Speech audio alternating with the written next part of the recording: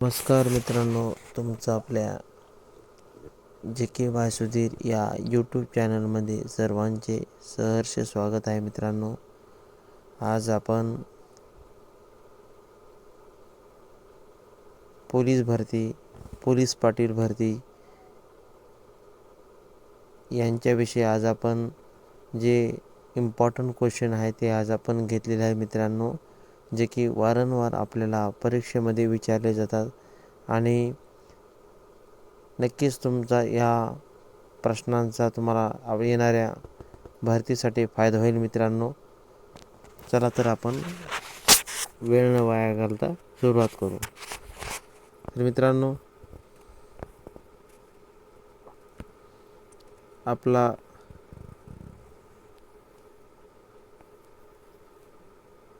पहिला प्रश्न आहे. मित्रांनो,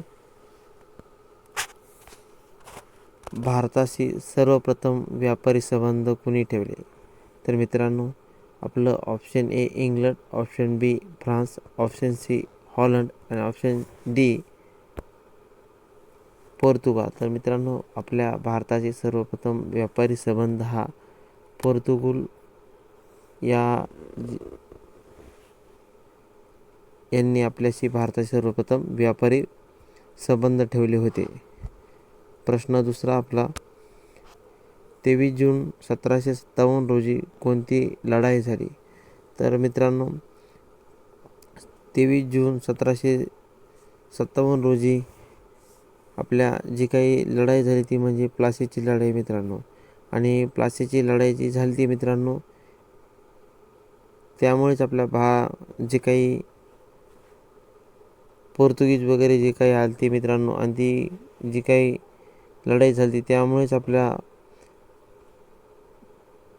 पुन्हा अजून एक लढाई झाली. मित्रांनो, आणि त्या लढाईमुळे पानिपतचे दुसरे युद्ध, त्यानंतर बक्सरची लढाई झाली. अशा प्रकारे मित्रांनो, परंतु 23 जून 1757 रोजी आपली प्लासीची लढाई झाली. मित्रांनो, प्रश्न तिसरा मित्रांनो, 22 ऑगस्ट 1764 रोजी कोणती लढाई झाली?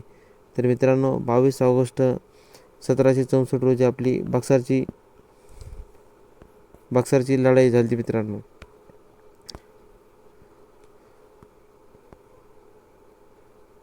प्रश्न आपला चौथा, 1886, 1892 आणि 1906 या 3 वेळेस राष्ट्रीय सभेचे अध्यक्ष कोण होते?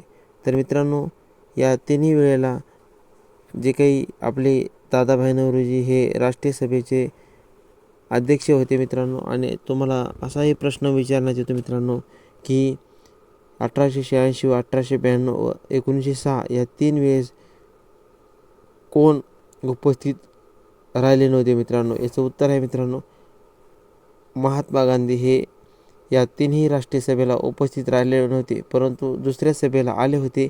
परंतु काही कारणास्तव त्यांना न पटल्यामुळे तिथून ते निघून गेले. मित्रांनो, म्हणून आपलं योग्य उत्तर आहे तर तिन्ही वेळेला अध्यक्ष म्हणून दादाभाई नौरोजी हे उपस्थित राहिले होते. प्रश्न पाचवा, 1907च्या सुरत अधिवेशनाचे अध्यक्ष कोण होते? तर मित्रांनो, 1907च्या सुरत अधिवेशनाचे अध्यक्ष हे रासबिहारी घोष हे होते. मित्रांनो,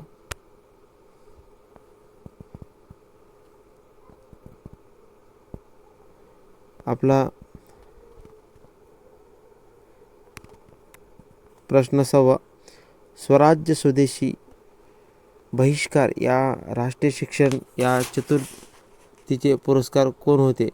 तर मित्रांनो, याचे जे काही पुरस्कार ज्यांनी ही योजना आणली होती मित्रांनो, स्वराज्य स्वदेशी बहिष्कार राष्ट्रीय शिक्षण, जे की आपले लोकमान्य टिळक हे आपले लोकहितवादी, याचं योग्य उत्तर आहे. मित्रांनो, त्यांनी डायरेक्ट सरकारला सांगितलं की तुम्ही आम्ही स्वराज्य मागतो आणि आम्हाला ते देऊन टाका, आणि स्वदेशी बहिष्कार ज्यांच्या काही गोष्टी होत्या त्यावर बहिष्कार टाकण्याचा आम्हाला राष्ट्रीय शिक्षण पाहिजे. मित्रांनो, या चतुर्थी जे काय होत्या त्यांनी लोकमान्य टिळकांनी इंग्रजांसमोर मांडल्या होत्या. मित्रांनो, परंतु त्यांनी त्या मान्य नाही केल्यामुळे आपल्याला पुन्हा अहिंसा मार्गाने आपल्याला गांधीजींनी जो काही लढा दिला आणि त्या लढ्याला यश आलं. मित्रांनो, आणि योग्य उत्तर आहे आपलं लोकमान्य टिळक.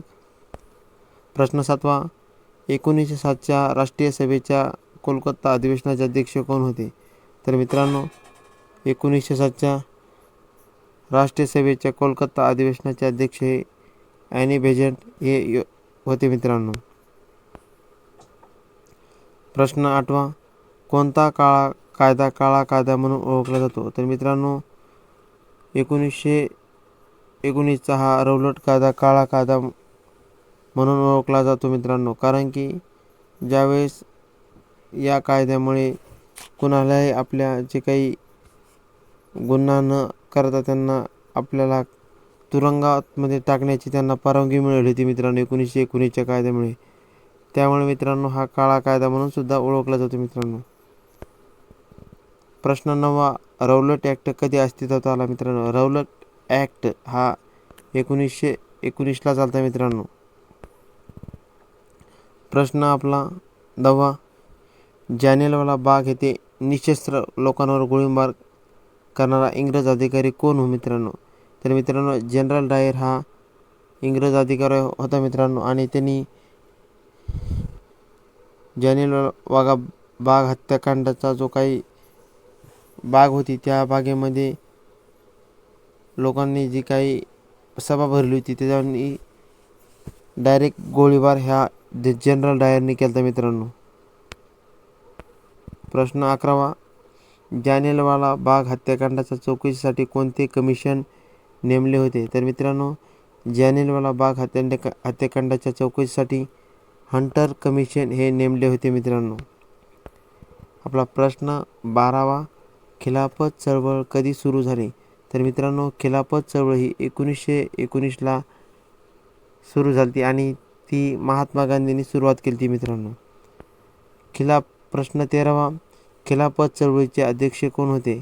तर मित्रांनो आत्ताच मी तुम्हाला सांगितलं आहे की खिलाफत चळवळीचे अध्यक्ष हे महात्मा गांधी होते. महात्मा गांधींच्या नेतृत्वाखाली ही खिलाफत चळवळ सुरू झाली मित्रांनो.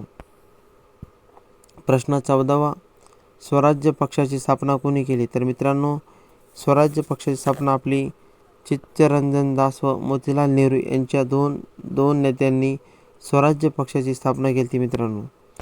आपला प्रश्न 15वा, 1934मध्ये समाजवादी पक्षाची स्थापना कोणी केली? तर मित्रांनो आपली जी काही 1934ला जयप्रकाश नारायण यांनी समाजवादी पक्षाची स्थापना केली मित्रांनो. प्रश्न 16वा, सविनय कायदेभंग कधी सुरू झाले? तर मित्रांनो सविनय कायदेभंग हे 1930ला सुरू झाले मित्रांनो. प्रश्न आपला 17वा, चले जाव ठराव मसुदा कोणी तयार केला? तर मित्रांनो चले जाव ठराव हा मसुदा पंडित जवाहरलाल नेहरू यांनी तयार केला होता मित्रांनो.